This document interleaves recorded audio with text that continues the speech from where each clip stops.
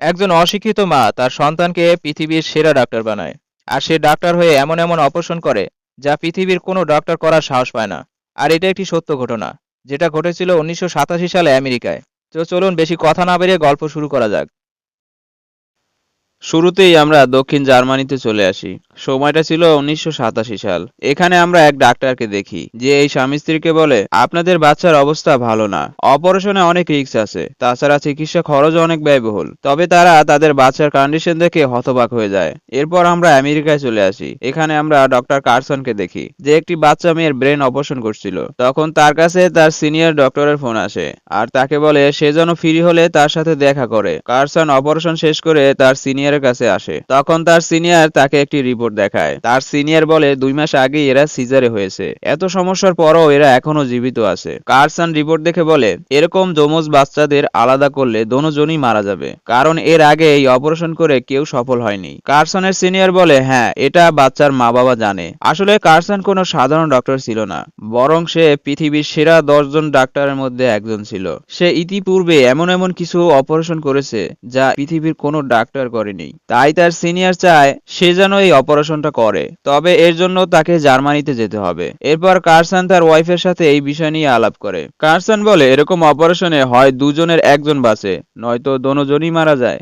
আর যদি অপারেশন না করা হয় তাহলে তাদের সারা জীবন বিছনায় শুয়ে থাকতে হবে। এরপর কার্সন সেই বাচ্চাদের দেখার জন্য জার্মানিতে আসে। এখানে প্রথমে বাচ্চার মা বাবার সাথে দেখা করে। এরপর আমরা সেই যমজ বাচ্চাদের দেখি যাদের পুরো শরীর আলাদা ছিল, শুধু মাথার এক অংশ জোড়া লাগানো ছিল। আর এইরকম বাচ্চা হওয়ার ঘটনা খুবই বিরল। বাচ্চার মা বলে, আমি যখন জানতে পারি আমার বাচ্চারা এরকম হবে তখন আমি সুইসাইড করতে চেয়েছিলাম। তবে আমার মনে হলো আমার সাথে তো আরো দুটো জান যাবে। আর যখন এরা পৃথিবীতে এলো এদের দেখে আমি আমার সব কষ্ট ভুলে গিয়েছি। তখন বাচ্চার বাবা বলে, আমরা অনেক আশা নিয়ে আপনার দ্বারস্থ হয়েছি, তাই প্লিজ আপনি এমনটা বলিয়েন না যে আমাদের দুজনের মধ্যে যে কোনো একজনকে বেছে নিতে হবে। কার্সন বলে, আপনাদের বাচ্চারা কোনো অর্গান শেয়ার করছে না, এটা অনেক ভালো দিক। তবে ব্রেনের কিছু অংশ হয়তো পুরোপুরি আলাদা না, এটা অপারেশনের আগে বলা যাচ্ছে না। তারা জানতে চায় অপারেশন কবে করতে পারবেন। কার্সন বলে, আমাদের সর্বপ্রথম ভাবতে হবে এসসাইগুনিশন নিয়ে কি করা যায়। তবে বাচ্চার মা এসসাইগুনিশনের মানে বুঝতে পারে না। কার্সন বলে, এর মানে রক্ত বের হয়ে মৃত্যু হওয়া। আসলে এটাই মূল কারণ যে এখন পর্যন্ত এই অপারেশন সফল হয়নি। তাছাড়া বাচ্চাদের শরীরে রক্তের পরিমাণ খুবই কম থাকে, তাই আমি যতক্ষণ না ওদের রক্ত বন্ধ করার কোনো রাস্তা না পাই ততক্ষণে আমি এই অপারেশন করার রিস্ক নিব না। তবে বাচ্চাদের দেখে কার্সনের খুব মায়া হয়। এরপর কার্সন তার বাড়িতে চলে আসে। আসলে কার্সনের নিজেরও দুটো সন্তান ছিল। কার্সন তার সন্তানদের দেখে কিছুটা আবেগভীত হয়ে পড়ে। এর পরের দিন সকালে কার্সন তার সিনিয়রকে বলে, আমি এই অপারেশন করতে রাজি। এটা শুনে তার সিনিয়র অনেক খুশি হয়। কার্সনের সিনিয়র বলে, তাহলে আমি ওদের 1 মাসের সময় বলে দিই। কার্সন বলে, না, 2 বা 4 মাসের কথা বলুন। তখন তার সিনিয়র বলে, তার মানে তুমি এখনো দুজনকে বাঁচানোর রাস্তা পাওনি। কার্সন বলে, আমি চেষ্টা করছি, কোনো একটা রাস্তা অবশ্যই পাবো। পরে কার্সন বিভিন্ন বই ঘাটাঘাটি করে কোনো একটা রাস্তা বের করার চেষ্টা করে।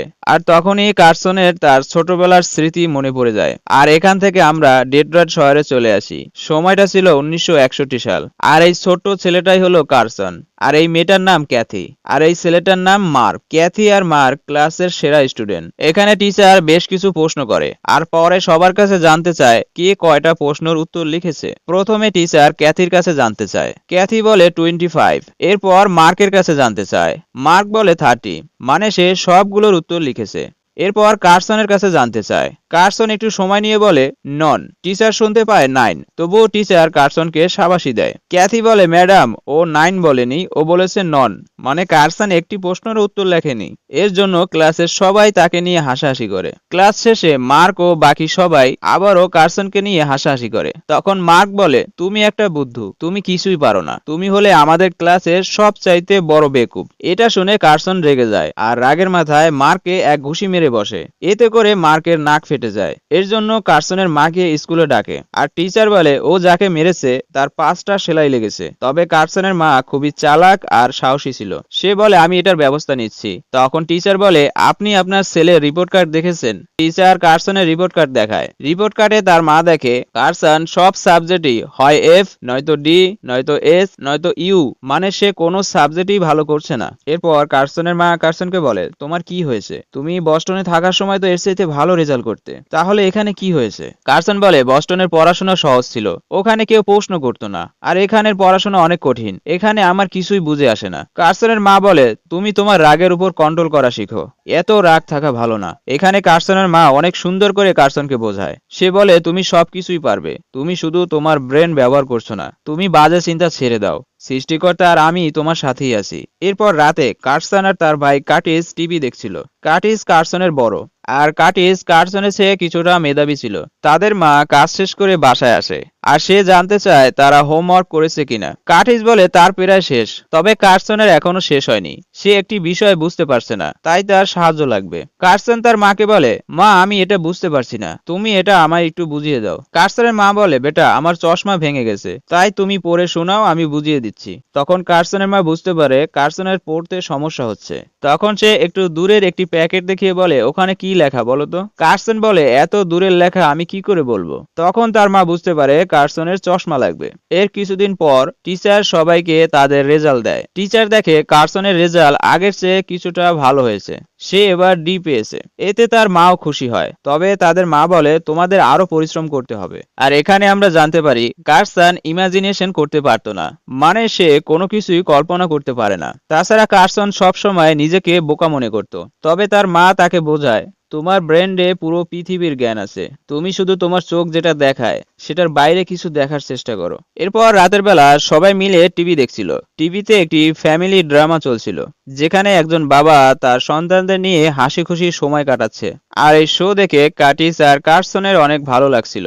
এটা দেখে হঠাৎ করে তাদের মার মন খারাপ হয়ে যায়, তাই সে তার রুমে চলে যায়। তবে কার্সন এটা লক্ষ্য করে। পরের দিন সকালে কার্সন তার মাকে চার্চে যাওয়ার জন্য ডাকতে আসে, তবে তার মা বলে, বেটা আমার শরীর ভালো লাগছে না, তোমরা দুজনেই চলে যাও। পরে কার্সন তার মায়ের কথা মতো তারা দুজনেই চার্চে আসে। আর এখানে চার্চের ফাদার সবাইকে এক গরিব ডাক্তার আর এক ডাকুর কাহিনী শোনায়। আর এই কাহিনী কার্সন খুব মনোযোগ দিয়ে শুনছিল। ফাদার বলে, এই ডাক্তার সবার উপকার করত, ডাকু ডাক্তারকে মারার জন্য ধাওয়া করে আর তাকে একটি জায়গায় আটকে ফেলে। তখন কার্সন ফাদারে বলা কাহিনীর মতো নিজেকে নিয়ে ইমাজিনেশন করে, আর এই প্রথম সে কল্পনা করে। পরে সে এটা তার মাকে বলে। কার্সন আরো বলে সে বড় হয়ে ডক্টর হতে চায়, ঠিক ফাদারের বলা কাহিনীর ডক্টরের মতো। কার্সনের মা বলে, বেটা তোমরা যা হতে চাও তাই হতে পারবে, শুধু তোমাদের চেষ্টা থাকতে হবে, সৃষ্টিকর্তা তোমাদের সাথেই আছে। তবে তাদের মা কোনো কারণে এখনো ডিস্টার্ব ছিল। এরপর তাদের মা একটি মানসিক হাসপাতালে আসে। পরে নার্স তাকে ডাক্তারের কাছে নিয়ে আসে। তখন কার্সনের মা ডাক্তারকে তার ব্যাপারে বলে। সে বলে, আমি এক এতিমখানায় বড় হয়েছি। যখন আমার স্বামী মিস্টার কার্সন আমাকে বিয়ে করেছে, তখন সেই এতিমখানা থেকে আমি চলে আসি। ডক্টর জানতে চায় তখন আপনার বয়স কত ছিল।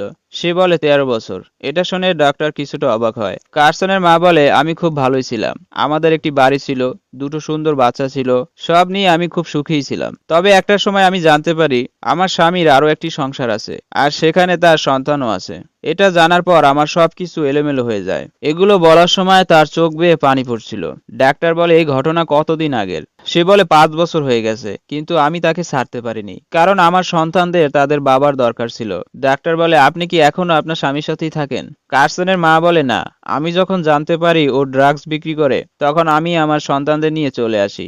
ডাক্তার বলে, তাহলে আপনি আপনাদের খরচ কিভাবে চালান? কার্সনের মা বলে, মানুষের বাসায় কাজ করে, আর তালাক হয়ে যাওয়ায় বাড়িটা আমি পেয়েছিলাম, সেটা টাকার জন্য ভাড়া দিয়েছি। তখন সে কান্নায় ভেঙে পড়ে আর কষ্টে ভরা কণ্ঠে বলে, কেউ জানে না আমি মূর্খ, আমি পড়াশোনা জানি না, তাই আমার ভয় হয় আমার সন্তানরা যেন আমার মতো না হয়। এই ভয়ে আমি ঠিকমতো ঘুমাতেও পারি না। এরপর ডাক্তার সাহেব বলে, আপনি কিছুদিনের জন্য আমাদের এখানে ভর্তি হন। তবে কার্সনের মা বলে, না, আমার কাছে এত টাকা নেই। ডাক্তার সাহেব বলে, আপনি টাকার চিন্তা ছেড়ে দিন, আমরা আপনার কাছ থেকে কোনো টাকা নিব না। এরপর কার্সনের মা বাসায় আসে আর তাদেরকে বলে, আমি কিছুদিনের জন্য বাইরে যাব, এই কয়দিন সিস্টার কস তোমাদের সাথে থাকবে। তখন তারা জানতে চায় সে কোথায় যাবে। তাদের মা বলে সে তাদের খালার বাসায় যাবে, আর তাদেরকে কিছু পড়া দিয়ে যায়, তারা যেন এগুলো মুখস্থ করে রাখে। তবে এতে কার্সন আর কার্টিস কিছুটা বিরক্ত হয়। এরপর কার্সনের মা সেই মানসিক হাসপাতালে ভর্তি হয়। তবে সে এখানেও তার সন্তানদের নিয়েই চিন্তায় ছিল। এভাবেই কিছুদিন কেটে যায়। আর এবার দেখা যায় কার্সন ক্লাসে সবার চেয়ে ভালো রেজাল্ট করেছে। সে এবার প্রথমবারের মতো এ পেয়েছে। তাই কার্সন অনেক খুশি ছিল। আর এটা বলার জন্য সে বাসায় এসে সিস্টার কসকে খুঁজতে থাকে। তবে সে দেখতে পায় তার মা চলে এসেছে। আর তার মাকে দেখে সে আরো খুশি হয়। তখন কার্সন অনেক এক্সাইটেড হয়ে তার মাকে বলে, আমি এ পেয়েছি। এটা শুনে তার মাও অনেক খুশি হয়। এরপর কার্সনের মা এক প্রফেসরের বাসায় আসে। আসলে এই প্রফেসর তার বাসা পরিষ্কার করার জন্য তাকে ডেকেছিল। তবে কার্সনের মাকে দেখে প্রফেসর কিছুটা অবাক হয়। পরে কার্সনের মা সবকিছু পরিষ্কার করতে থাকে। তখন সে এখানে এত বই দেখে কিছু একটা চিন্তা করে। তখন প্রফেসর এসে বলে, কিচেনের ফ্লোর অনেক সুন্দর পরিষ্কার হয়েছে। কার্সনের মা বলে, এর আগে যে লোকটা পরিষ্কার করত সে হয়তো অতটা দক্ষ ছিল না। আমি যেটা করি তা মনোযোগ দিয়ে করি। প্রফেসর বলে, তুমি যার কথা বলছো সেই লোকটা আমি। এর আগে আমিই পরিষ্কার করতাম। এটা শুনে কার্সনের মা কিছুটা বিব্রত হয়। প্রফেসর বলে, আমার ওয়াইফ দীর্ঘদিন অসুস্থ ছিল, তাই সবকিছু আমিই করতাম। তখন কার্সনের মা প্রফেসরের কাছে জানতে চায়, আপনি কি এখানকার সব বই পড়েছেন? প্রফেসর বলে, হ্যাঁ, প্রায় সব বই পড়েছি। এটা শুনে কার্সনের মা আবারও কিছু একটা চিন্তা করে। এরপর বাসায় এসে দেখে কার্সন আর কার্টিস টিভি দেখছে। তখন সে এসেই টিভি বন্ধ করে দেয় আর বলে, আজ থেকে তোমরা সপ্তাহে 2 দিন টিভি দেখবে। এটা শুনে তারা বিরক্ত হয়ে যায়। তারা বলে, তাহলে আমরা খালি সময় কি করব? তাদের মা বলে, তোমরা যাবে লাইব্রেরিতে আর প্রতি সপ্তাহে 2টো করে বই পড়বে আর আমাকে জানাবে তোমরা কি কি শিখেছো। তবে এতে তারা রাজি হয় না। তারা বলে, এত সময় আমরা কোথায় পাবো? তখন তাদের মা বলে, টিভি দেখে সময় নষ্ট না করে সেই সময়টা কাজে লাগাও। এখন পরিশ্রম করো। একদিন এমন সময় আসবে যখন টিভিতে মানুষ তোমাদের দেখবে। এটা শুনে কার্সনের কিছুই বুঝে আসে না। তবুও তারা তাদের মায়ের কথা মতো লাইব্রেরিতে আসে। আর এখানে এত বই দেখে কার্সন কিছুটা অবাক হয়। পরে সে অনেকগুলো বইয়ের ভিতর থেকে একটি বই বের করে, যেটার নাম ছিল the lady or the tiger. এরপর সে এই বইটা পুরোপুরি পড়ে ফেলে আর তার কাছে এই বইয়ের কাহিনীটা ভালোই লাগে। আর এদিকে কার্সন স্কুলে আগের চেয়ে অনেক ভালো রেজাল্ট করছে। এখন টিচার তাকে যাই বলুক না কেন সে সেটার উত্তর বলতে পারে। আর এখন আর তারা টিভিতে নাটক বা মুভি দেখে না, তারা এখন প্রশ্ন উত্তর অনুষ্ঠানগুলো দেখে। আর তারা এটা দেখে অবাক হয় অনুষ্ঠানের ভিতরে কিভাবে প্রশ্ন করার সাথে সাথে তারা উত্তর দিয়ে দিচ্ছে। এটা দেখে তাদেরও সবকিছু জানার আগ্রহ জাগে। এরপর একদিন কার্সন স্কুলে যাওয়ার সময় অনেকগুলো পাথরের মধ্যে একটি কালো রঙের পাথর দেখতে পায়। আর কৌতূহলী তার জানার আগ্রহ জাগে এটার রং কালো কেন। তাই সে লাইব্রেরিতে এসে পাথরের উপর কোনো বই আছে কিনা এটা জানতে চায়। পরের দিন ক্লাসে সায়েন্স টিচার তেমনই একটি কালো রঙের পাথর দেখায় আর সবার কাছে জানতে চায় এটা কেউ চেনে কিনা। তবে কেউ এটা চিনত না। তখন কার্সন হাত তুলে, তাই সবাই কার্সনের দিকে চেয়ে থাকে। কার্সন বলে, এটার নাম অবসিডিয়ান। টিচার বলে, হ্যাঁ, তুমি সঠিক বলেছো। আচ্ছা, তুমি কি জানো এটা কিভাবে তৈরি হয়? তখন কার্সন এটাও বলে দেয়। কার্সন বলে, জ্বালামুখী ফেটে গেলে গরম লাভা পানির স্পর্শে আসলে লাভা ঠান্ডা হয়। এরপর প্রথমে অ্যালগনু ফেটে যায় আর গরম লাভা ছড়িয়ে পড়ে।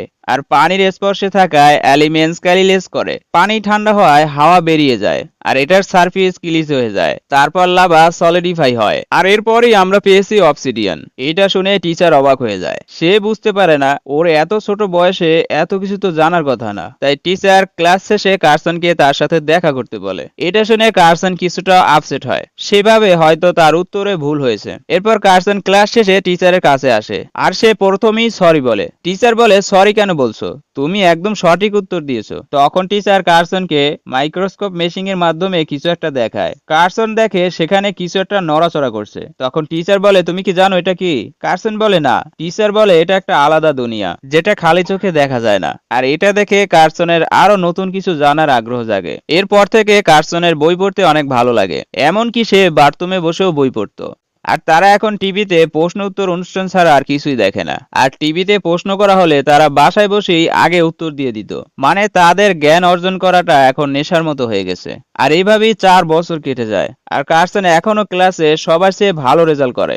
এখানে কার্সন আর মার্কের মধ্যে একটি প্রতিযোগিতা হয়। প্রিন্সিপাল প্রথমে কার্সনকে প্রশ্ন করে। কার্সন ঠিক মতোই উত্তর দেয়। পরে মার্ককে প্রশ্ন করে, তবে সে ভুল উত্তর দেয়। তখন প্রিন্সিপাল একই প্রশ্ন কার্সনকে করে আর এটা সঠিক উত্তর দিতে পারলে পারলেই কার্সন জিতে যাবে। পরে দেখা যায় কার্সন এটারও সঠিক উত্তর বলে দেয়, আর এতে করে কার্সন জিতে যায়। তবে কোনো কারণে প্রিন্সিপাল এতে খুশি হয় না। এরপর ক্লাস 8 এর সেরা ছাত্র কার্সনকে ঘোষণা করা হয়। এতে সবাই অনেক খুশি ছিল। তখন কার্সনকে নিচে দেখানোর জন্য প্রিন্সিপাল বাকি সব স্টুডেন্টকে বলে কার্সনের বাবা নেই, ওর মা মানুষের বাসায় কাজ করে, তবুও ও ক্লাসের সেরা হয়েছে, আর তোমরা কি করছো, তোমাদের লজ্জা হওয়া উচিত। এটা শুনে কার্সন অনেক কষ্ট পায়, আর তার মা তো রাগে ফেটে যাচ্ছিল। আসলে প্রিন্সিপাল খুব ব্যতমিস ছিল। এরপর কার্সনের মা একটি বাড়ি দেখতে আসে, আর বাসায় এসে কার্সনকে বলে তারা এই ভাড়ার বাসা ছেড়ে দিবে। সে তাদের জন্য একটি বাড়ি কিনেছে, আর তাকে এবার অনেক ভালো স্কুলে ভর্তি করবে, যেখানে মানুষ তার কদর করবে। এটা শুনে কার্সন অনেক খুশি হয়। তবে এখানে একটা সমস্যা ছিল, সেটা হলো এখানকার সব স্টুডেন্ট ধনী পরিবারের ছিল, তাই তারা সবাই লেটেস্ট মডেলের জামা কাপড় পরতো। কিন্তু কার্সনের জামা কাপড় ছিল কিছুটা ওল্ড ফ্যাশনের, তাই তার ক্লাসের কিছু স্টুডেন্ট তাকে নিয়ে ব্যঙ্গ করে। আর এই ছেলেটার নাম জনসন। জনসনের কথা শুনে কার্সনের অনেক রাগ হয়, তবে সে কিছুই বলে না, সে চুপ করে চলে যায়। এরপর রাতে তার মার কাছে নতুন জামা কাপড় কেনার জন্য টাকা চায়, তবে তার মা বলে তোমার তো জামা কাপড় আছে। কার্সন বলে হ্যাঁ আছে, কিন্তু সেগুলো পুরনো। এটা নিয়ে তার মার সাথে তার কিছুটা রাগারাগি হয়। পরের দিন স্কুলে আসলে আবারও জনসন কার্সনকে ডিস্টার্ব করে, তবে কার্সন তো আগে থেকেই রাগে ছিল, তাই এবার কার্সন উল্টো জনসনকে কথা শোনায়। আর জনসন কার্সনের রাগ দেখে কিছুটা নমনীয় হয়, আর কার্সনের সাথে বন্ধুত্ব করে নেয়। তবে জনসন খুব একটা ভালো ছেলে না, সে কার্সনকে কিছু বাজে ছেলের কাছে নিয়ে আসে, আর এখান থেকে সে একটি ছুরি ক্রয় করে। এরপর রাতে কার্সন অনেক দেরি করে বাসায় আসে, আর সে দেখে তার মা অপেক্ষা করতে করতে এখানেই ঘুমিয়ে পড়েছে। এরপর রুমে এসে দেখে তার মা তার জন্য একটি নতুন প্যান্ট কিনেছে, তবে কার্সনের প্যান্টটা পছন্দ হয় না। পরের দিন সকালে তার মা লক্ষ্য করে কার্সন তার দেওয়া প্যান্টটি পরেনি, তাই তার মা বলে কিরে প্যান্ট পরিসনি? কার্সন বলে না, ওটা আমার পছন্দ হয়নি। এতে তার মা কিছুটা রেগে যায়। সে বলে আমি অনেক কষ্ট করে প্যান্টটা এনেছি, আর তুই বললি তোর প্যান্ট পছন্দ হয়নি। এটা নিয়ে কার্সন আর তার মায়ের মধ্যে রাগারাগি হয়, আর এক পর্যায়ে কার্সন তার মাকে একটি আঁতুড় দিয়ে মারতে যায়। তখন কার্টিস কার্সনকে আটকায়, এতে তার মা অনেক কষ্ট পায়। এরপর কার্সন একা বসে গান শুনছিল। আসলে আজ সে যেটা করেছে এর জন্য তার মন মেজাজ দোনোটাই খারাপ ছিল। তখন আবার জনসন তার কাছে আসে, আর সে বলে কি ফালতু মার্কা গান শুনছিস। এটা বলে সে গান বন্ধ করতে যায়। তখন কার্সন রেডিও কেড়ে নেয়, এটা আবার জনসনের ইগোতে লাগে। তখন জনসন মেজাজ দেখিয়ে চলে যেতে চায়। কার্সন আরো রেগে যায়, সে বলে তুই আমাকে কি বললি? তখন জনসন কার্সনকে ধাক্কা দেয়, এতে কার্সনের মাথা আরো গরম হয়ে যায়। তখন তার কাছে থাকা ছুরি জনসনের পেটে ঢুকিয়ে দেয়, এতে আশপাশের সবাই আতঙ্কিত হয়ে পড়ে। কিন্তু সৌভাগ্যবশত ছুরির আঘাত যে বেল্টে লাগে, আর এতে করে ছুরি ভেঙে যায়। তবে কার্সন মারাত্মকভাবে ভয় পেয়ে যায়। সে দৌড়ে বাসায় চলে আসে, আর বাসায় থাকা বাইবেল তার বুকে জড়িয়ে ধরে, আর প্রার্থনা করে সৃষ্টিকর্তা যেন তার কাছ থেকে তার রাগ কেড়ে নেয়। এটা বলে সে বাইবেল পড়তে থাকে। এরপর আরো 4 বছর কেটে যায়। সাল 1969। কার্সন এখন ইয়েল ইউনিভার্সিটিতে পড়ে। তবে কার্সন এখানেও সবার চাইতে আলাদা। সে এখন ডক্টরি পড়ছে, আর সে মানুষের ব্রেন নিয়ে পড়াশোনা করছে, আর তার মা এখনো তাকে মোটিভেট করে। এরপর আমরা কার্সনের গার্লফ্রেন্ডকে দেখি, যে খুব ভালো ভায়োলিন বাজাতো, আর তার নাম ছিল ক্যান্ডি। পরে কার্সন ক্যান্ডিকে বলে আমার মনে হয় আমি এখানে বেশি দিন থাকতে পারবো না। ক্যান্ডি বলে কেন, কি হয়েছে? কার্সন বলে তুমি একাই 3 সাবজেক্ট সামলাচ্ছ, আর আমি একটাই সামলাতে পারছি না। আমার বেশ কিছুদিন ধরে রেজাল্ট খারাপ যাচ্ছে, এরকম চলতে থাকলে আমার স্কলারশিপ বাদ হয়ে যাবে, তখন আমার ডাক্তার হওয়ার স্বপ্নই রয়ে যাবে। এখানে ক্যান্ডি বলে তোমার আসলে সমস্যা কোথায়, মানে তোমার পড়ার সময় কোন টপিক বেশি ভালো লাগে? কার্সন বলে আসলে আমার শুধু পড়তে ভালো লাগে, এই লেকচার শোনা, লেকচার অ্যাটেন্ড করা এগুলো আমার ভালোই লাগে না। ক্যান্ডি বলে তাহলে তুমি এটাই করো, তুমি লেকচার অ্যাটেন্ড করো না। কার্সন বলে না, এতে পরিস্থিতি আরো খারাপ হবে। ক্যান্ডি বলে এখন যে অবস্থায় আছো তার চেয়ে আর কি খারাপ হবে? তখন কার্সন চিন্তা করে দেখে না, ক্যান্ডি ঠিকই বলেছে।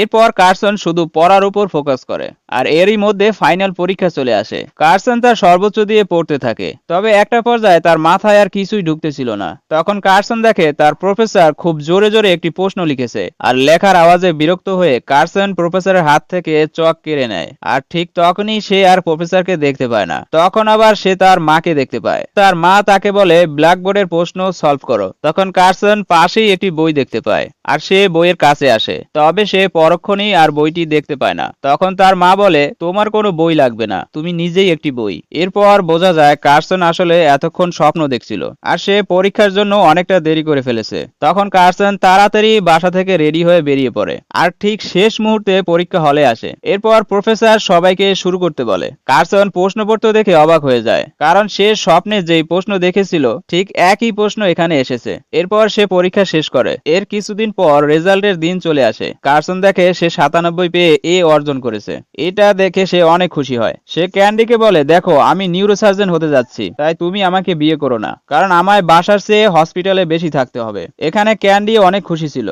এরপর কার্সন 1976 সালে জন হপকিন্স হসপিটালে আসে, আর এখানে আমরা সিনিয়র ডক্টর উডবরয়কে দেখি। সে কার্সনকে বলে, প্রতি বছর এই হসপিটালে শুধু 2 জন নিউরোসার্জন ইন্টার্নশিপে ভর্তি হয়। এই বছর 125 জনের অ্যাপ্লিকেশন এসেছে। এখন তুমিই বলো তোমাকে কেন নিব। কার্সন বলে, আমার রেজাল্ট ভালো, তাছাড়া আমার রেকমেন্ডেশন অনেক ভালো। তখন ডক্টর উডবরয় বলে, এটা তো বাকি সবাইরও আছে। কার্সন বলে, জন হপকিন্স আমার একমাত্র পছন্দের হসপিটাল। ডক্টর বলে, আপনি অনেক কনফিডেন্স আছেন, এটা একজন নিউরোসার্জন জন্য থাকা ভালো, তবে তুমি আমায় এটা বলো, তুমি ব্রেনের ডাক্তার কেন হতে চাও। এটা শুনে কার্সন কিছু সময়ের জন্য কনফিউজ হয়ে যায়। পরে সে বলে, আপনি কি চমৎকারে বিশ্বাস করেন? আমি জানি বেশিরভাগ ডাক্তারই এটা বিশ্বাস করে না, কারণ তারা রিপোর্ট দেখে, শরীর কেটে সবকিছু নিজের চোখেই দেখে। তবে এখনো অনেক কিছু অজানা আছে, আর আমি বিশ্বাস করি ব্রেনের ডাক্তার চমৎকার করতে পারে নিজের ব্রেন দিয়ে। সৃষ্টিকর্তা এটা আমাদের উপহার হিসাবে দিয়েছে, তাই এটা আমাদের মানুষের কল্যাণে কাজে লাগাতে হবে। এটা শুনে ডক্টর উডবরয় চুপ হয়ে যায়, আর সে বলে, তুমি কি ক্লাসিক গান পছন্দ করো? কার্সন বলে, হ্যাঁ অনেক পছন্দ করি।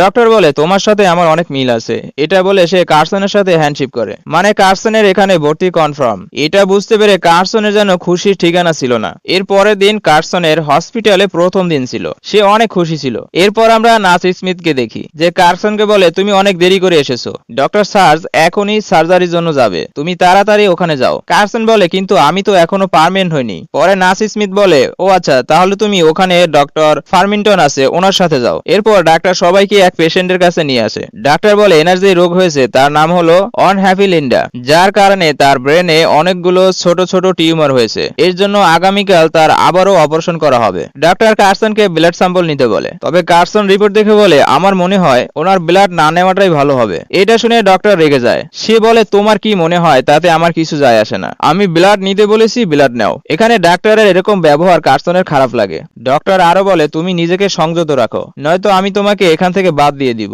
এটা শুনে কার্সনের প্রচুর রাগ হয়, তবে সে কিছুই বলে না, সে নিজেকে কন্ট্রোলে রাখে। তবে এর জন্য দেখা যায় কার্সন ঠিকমতো রাতে ঘুমাতেও পারে না। এরপর এভাবেই বেশ কিছুদিন কেটে যায়, আর এর মধ্যে নার্স স্মিথের সাথে তার খুব ভালো বন্ধুত্ব হয়। এরপর একদিন একটি ইমার্জেন্সি রোগী আসে, আর তখন আবার হসপিটালের সব সার্জন একটি মিটিং এর জন্য বাইরে গিয়েছে, আবার তাদেরকে ফোনেও পাওয়া যাচ্ছিল না। এদিকে এখনই যদি রোগীর অপারেশন করা না হয় তাহলে রোগী মারা যাবে। তবে অপারেশন করার মতো শুধু কার্সনই ছিল, কিন্তু তার অপারেশন করার অনুমতি ছিল না। তখন নার্স স্মিথ বলে, তোমাকে এটা করতে হবে। পরে কার্সন রোগীর কথা চিন্তা করে নিজের চিন্তা ছেড়ে দেয়, সে অপারেশন করতে রাজি হয়। আর এটাই তার জীবনের প্রথম অপারেশন ছিল। সে কিছুটা নার্ভাস তো ছিল, তবে সে তার নিজের সর্বোচ্চ দিয়ে চেষ্টা করে, আর সে অপারেশন সম্পূর্ণ করে। এর পরের দিন নার্স স্মিথ কার্সনকে বলে, তোমাকে তাড়াতাড়ি ডক্টর উডবরয় ডেকেছে। পরে দেখা যায় ডক্টর উডবরয় কার্সনের উপর রেগেছিল। সে বলে, তুমি এই অপারেশন করেছো বিনা অনুমতিতে, কোনো সুপারভিশন ছাড়াই। তুমি এই হসপিটালকে অনেক বড় একটি লিগ্যাল সমস্যার মধ্যে ফেলে দিয়েছো। তাছাড়া রোগীর যদি কিছু হয়ে যেত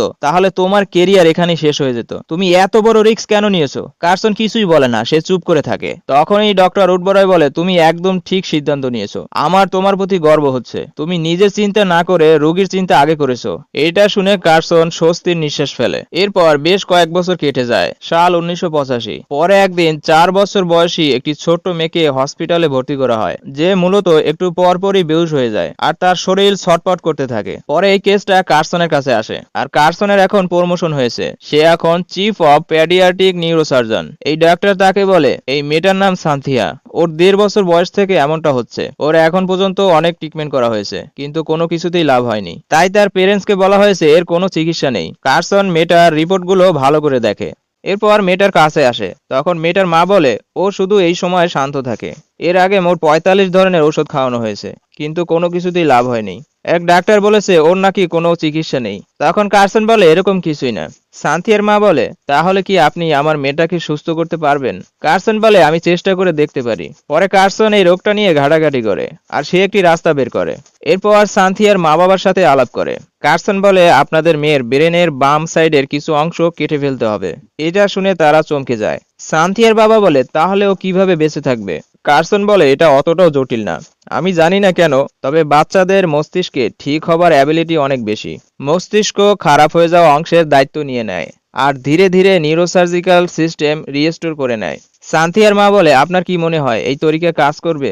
কার্সন বলে হ্যাঁ। কার্সন এখানে অনেক কনফিডেন্স ছিল, তবে সে আগেই বলে দেয় এতে করে সান্থিয়া প্যারালাইসিস হয়ে যেতে পারে, আবার এমনও হতে পারে যে সে আর কোনোদিন কথাও বলতে পারবে না। তখন সান্থিয়ার বাবা বলে আপনি কি এই অপারেশন আগে করেছেন?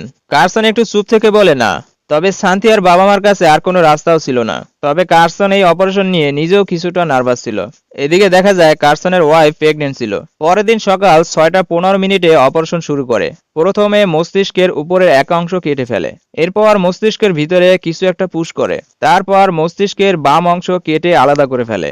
আর এই অপারেশন বিকাল 4:22 শেষ হয়, মানে মোট 10 ঘন্টা 7 মিনিট লাগে। অপারেশন শেষে সান্থিয়াকে জাগানোর চেষ্টা করে, তবে সান্থিয়া কোনো সাড়া দেয় না। এতে কার্সন কিছুটা চিন্তিত হয়। এরপর সান্থিয়ার বাবা মা আসে। কার্সন বলে আমি যা ভেবেছিলাম তার চেয়ে দ্বিগুণ সময় লেগেছে, তবে সান্থিয়া একদম ঠিক আছে। আর সান্থিয়া চলাফেরা কথা বলতে পারবে কিনা এটা বুঝতে একটু সময় লাগবে। ঠিক তখনই সান্থিয়া কথা বলে। সে তার মাকে ডাক দেয় আর সে নড়াচড়াও করে। এটা দেখে সান্থিয়ার মা অনেক খুশি হয়। সে কার্সনকে কি বলে ধন্যবাদ জানাবে সেই ভাষা খুঁজে পাচ্ছে না। তবে কার্সন নিজেও অনেক খুশি ছিল।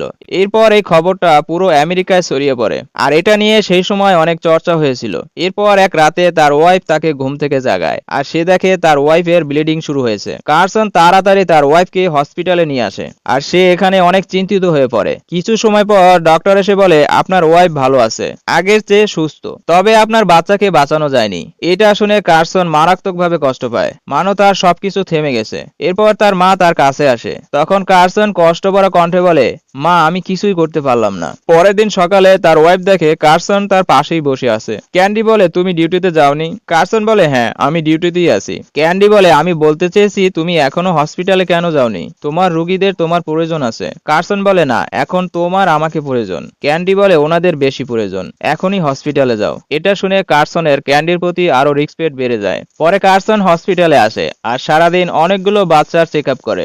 আর এদিকে সান্থিয়াও আগের চেয়ে অনেক সুস্থ হয়ে গেছে, তাই আজ তাকে বাসায় নিয়ে যাবে। এরপর কার্সন রাতে বাসায় আসে, তবে সে তার বাচ্চার মৃত্যু কোনোভাবেই মানতে পারে না। সে কান্নায় ভেঙে পড়ে। সে চিন্তা করে এমনটা তার সাথে কেন হলো।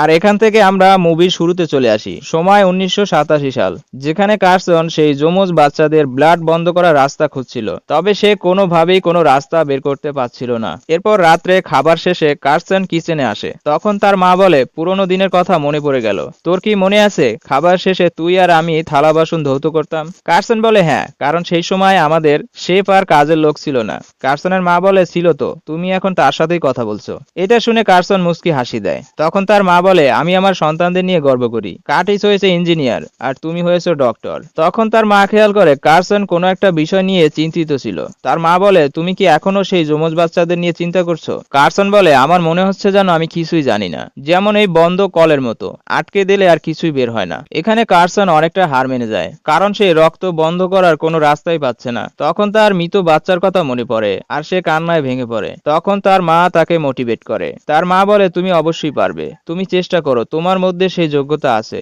তুমি শুধু যেটা দেখছো না সেটা দেখার চেষ্টা করো। এরপর কার্সন কিছুটা রিল্যাক্স হবার চেষ্টা করে আর বল পুল খেলার সময় তার মনে আসে কল বন্ধ করলেই তো পানি আর বের হয় না। তখন সে এটা নিয়ে কিছু একটা চিন্তা করে আর হসপিটালে ফোন করে বলে আমি অপারেশন করতে রেডি। এরপর সে একটি বিশেষ কেবিন তৈরি করতে বলে, যেখানে সর্বপ্রথম ইলেকট্রিসিটির ব্যাকআপ থাকতে হবে। এরপর সবকিছু দুটো করে লাগবে, দুটো অ্যানেস্থিয়া মনিটর, দুটো হার্ট লাং মেশিন আর দুটো টিম থাকবে, যাতে করে দনোজন বাচ্চাকে খেয়াল রাখতে পারে। এরপর আমাদের একটি অ্যানাস্থোলজি টিম লাগবে, আর একটি কার্ডিয়াক সার্জনের টিম লাগবে, আরো একটি প্লাস্টিক সার্জনের টিম লাগবে, আর একটা নিউরো সার্জন টিম লাগবে। এরপর আমাদের দেখতে হবে এই 50 জন মানুষ যেন ক্যাবিনে ঠিকমতো ফিট হয়। এরপর তারা এই অপারেশন কিভাবে করবে এটা নিয়ে তারা রিহার্সেল করে। আর কার্সন সবাইকে এটাও বলে দেয় যদি কোনোভাবে একজন বাচ্চা মারা যায় তাহলে সাথে সাথে জীবিত বাচ্চা থেকে মৃত বাচ্চাকে আলাদা করতে হবে, আর সব শেয়ার টিস্যু জীবিত বাচ্চাকে দিতে হবে। এরপর কার্সন বাচ্চার মা বাবার সাথে আলাপ করে। কার্সন বলে আপনাদের বাচ্চাদের শরীরে রক্তের পরিমাণ খুবই কম,